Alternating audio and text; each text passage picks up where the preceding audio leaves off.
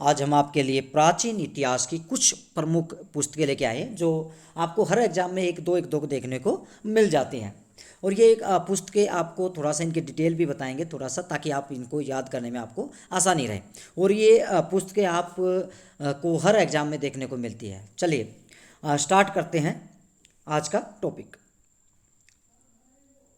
अभिज्ञान शाकुंतलम। सबसे पहले पुस्तक है अभिज्ञान शाकुंतलम। इस पुस्तक को लिखा गया है महाकवि कालिदास के द्वारा, और ये संस्कृत का एक नाटक है। इसके मुख्य जो पात्र है, यानी कि इस अभिज्ञान शाकुंतलम में जो मुख्य करैक्टर हैं यानी कि पात्र है, वो है दुष्यंत, राजा दुष्यंत और उनकी पत्नी शकुंतला। अभिज्ञान शाकुंतलम न केवल एक संस्कृत साहित्य का अपितु विश्व साहित्य का भी सर्वोत्तम नाटक है। सबसे उत्तम नाटक ये माना जाता है। कालिदास की अंतिम रचना है। इसके बाद कालिदास ने कोई रचना नहीं की है।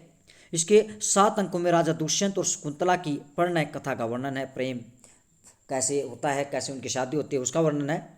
इसमें महाभारत के आदि पर्व से शकुंतलोपाख्यान से इसको लिया गया है।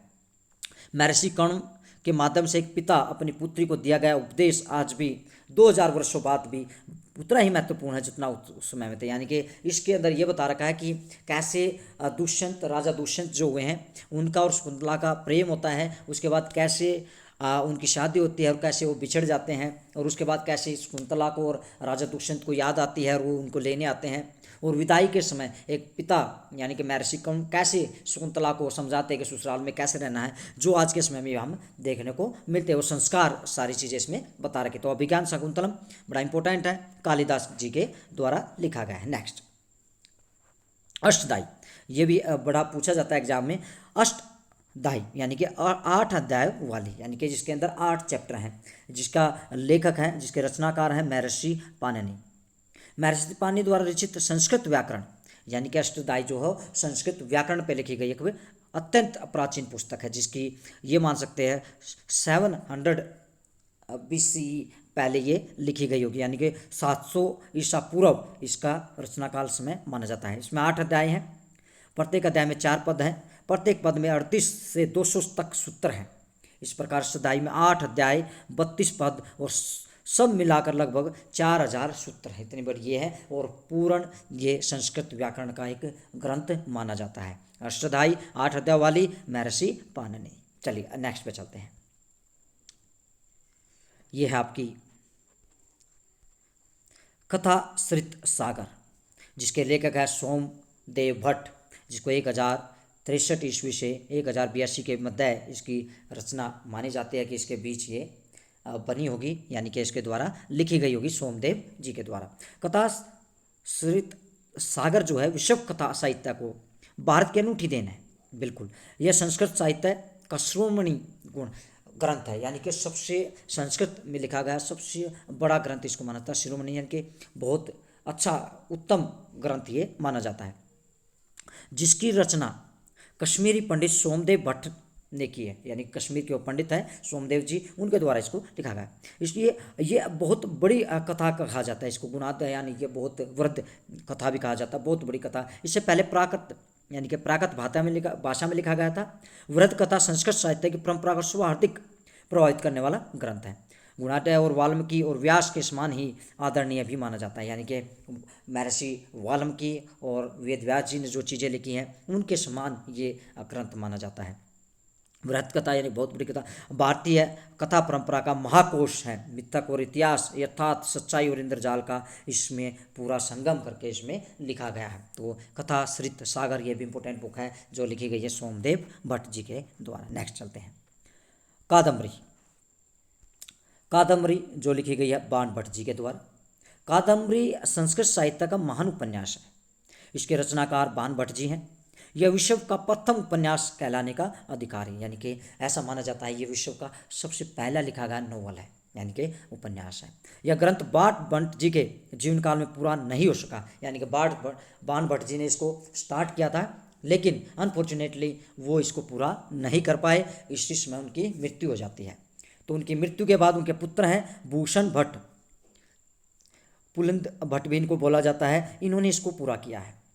पिता द्वारा लिखित भाग यानी कि जो भाग बाण भट्ट जी के द्वारा लिखा गया था कादम्बरी का, उसको पूर्व भाग बोलते हैं, और जो भूषण भट्ट जी द्वारा लिखा गया उसको उत्तर भाग बोलते हैं। यानी कि दो भाग इसके हैं, पूर्व भाग जो बाण भट्ट जी के द्वारा लिखा गया, उत्तर भाग जो कि उनके पुत्र भूषण भट्ट जी द्वारा लिखा गया, और इसके लेखक माने जाते हैं बाण भट्ट जी। चलिए नेक्स्ट चलते हैं। गीत गोविंद। गीत गोविंद जयदेव जी द्वारा लिखी गई। जयदेव जी गीत गोविंद में 12 अध्याय हैं, जिन्हें पुनः 24 गीतों में बांटा गया है। गीतों में बांटा गया है। प्रत्येक गीत में 8 दोहे हैं, जिसे अष्टपदी भी कहा जाता है। तो कई बार ये पूछा जाता है गीत गोविंद जो जयदेव जी द्वारा लिखी गई है, उसमें उनके जो पद हैं, उनके दोहे हैं, उनको क्या कहा जाता है? तो उनको अष्टपदी कहा जाता है। प्रियदर्शिका जो कि हर्ष महान जो हुए हैं उनके द्वारा लिखी गई है।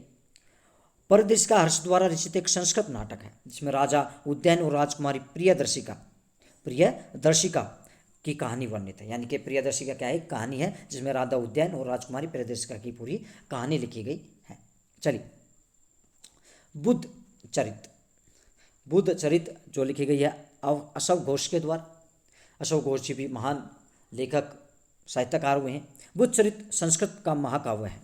इसके रचयिता अशोक घोष जी हैं। इसकी रचना काल 2री शताब्दी में मानी जाती है। इसमें गौतम बुद्ध का जीवन चरित, भगवान जो गौतम बुद्ध हुए हैं जिन्होंने बौद्ध धर्म चलाया था, उनकी जीवन पूरा वर्णित किया गया है।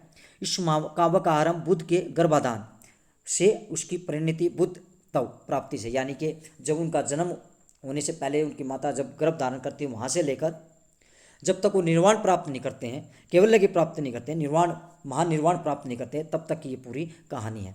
इस महाकाव्य में भगवान बुद्ध के संघर्ष में सफल जीवन का ज्वलंत, उज्ज्वल तथा मूर्त चित्रपट है। यानी कि पूरी अच्छे तरीके से बिल्कुल इसको जब पढ़ते हैं तो बड़ा मज़ा आता है, और भगवान बुद्ध के बारे में पूरा जीवन हम उनका पढ़ सकते हैं। नेक्स्ट,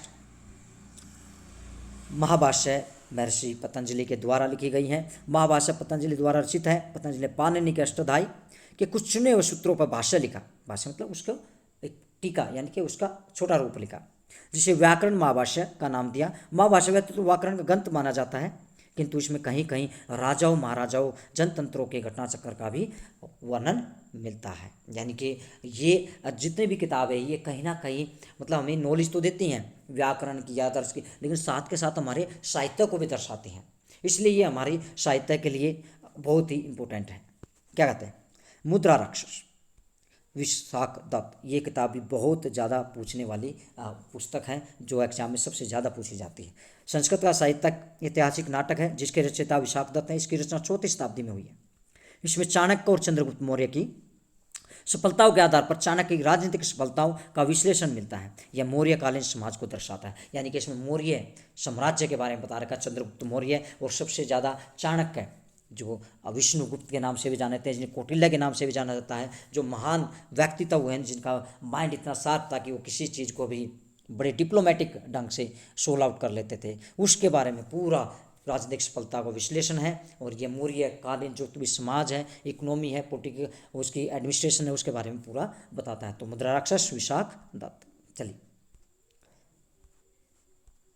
नेक्स्ट है महाकवि शूद्रक द्वारा रचित मृच्छकटिक। ये शूद्रक द्वारा रचित है, यथार्थवादी नाटक है। मृच्छकटिक का मतलब होता है मिट्टी की गाड़ी।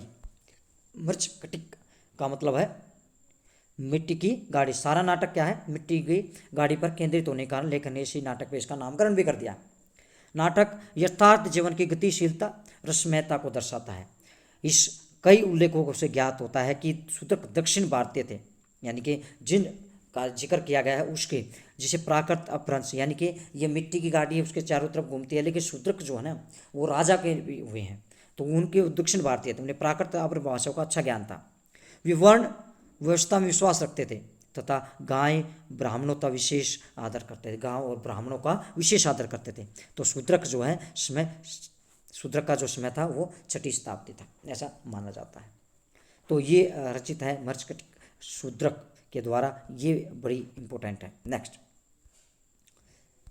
ये है राजतरंगिणी कल्हण के द्वारा ये लिखी गई है। इसका शाब्दिक जो अर्थ है वो राजाओं की नदी, जिसका भावार्थ है राजाओं का इतिहास या समय प्रभाव। यह कविता के रूप में लिखी गई है, यानी कि इसमें राजाओं के जो इतिहास है उसके बारे में लिखा गया है। तो ये कश्मीर के राजाओं के बारे में प्रशासन, सामाजिक, राजनीतिक और आर्थिक जानकारी देते हैं, यानी कि जो कश्मीर के राजा हुए हैं उनके वर्क में कश्मीर का इतिहास इसमें दिखाया गया। कल्याण के द्वारा कश्मीर का जो इतिहास है वो दर्शाया गया है। तो ये जो पुस्तक है कश्मीर के राजा अनंत देव के पुत्र राजा कलश के शासन काल के दौरान कश्मीर में व्याप्त कुशासन का वर्णन करती है, यानी कि पहले कि उनके जो कलश राजा कलश हुए हैं उनसे पहले कैसा शासन था, उनके दौरान कैसा है और कैसा होना चाहिए, ये सारी चीज़ें कल्याण ने इस पुस्तक के अंदर लिखी है। इसलिए यह बहुत ही इंपॉर्टेंट पुस्तक है हमारे इतिहास के लिए भी और हमारे साहित्य के लिए भी। नेक्स्ट, ये कुछ पुस्तकें हैं जो हम देखेंगे जो इम्पोर्टेंट है। उत्तर रामचरित जो कि भवभूति के द्वारा लिखी गई है। किराता अर्जुनीय बारहवीं के द्वारा लिखी गई है। नागानंद हर्षवर्धन जी के द्वारा लिखी गई है। नीति शतक ये बड़ी इंपॉर्टेंट पुस्तक है जो भर्तृहरि के द्वारा लिखी गई है। मालती माधव भवभूति द्वारा। मालविका अग्नि कालिदास जी के द्वारा नाटक लिखा गया है। मेघदूत कालिदास जी के द्वारा लिखा गया। रत्नावली हर्षवर्धन जी के द्वारा लिखी गई है। पंचतंत्र ये बड़ा पूछा जाता है, विष्णु शर्मा जी के बारे में के द्वारा लिखी गई है। प्रेम वाटिका रसखान जी के द्वारा लिखी गई है। कामसूत्र वात्स्यायन के द्वारा लिखी गई है। 10 कुमार चरित्र अवंती सुंदरी ये दंडी के द्वारा लिखी गई है। साहित्य लहरी सूर सागर ये हमारे सूरदास जी के द्वारा लिखी है। तो और भी हम आपके सामने कुछ पुस्तकें और लेके आएंगे जो कि मध्यकालीन भारत से होंगी, और कुछ हम इम्पोर्टेंट पुस्तक जो वर्तमान है उनसे लेके आएंगे, वर्तमान समय से संबंधित है उनसे लेके आएंगे। तो आप हमारे चैनल को लाइक और शेयर और सब्सक्राइब जरूर करें। धन्यवाद आपका इस वीडियो को देखने के लिए। धन्यवाद।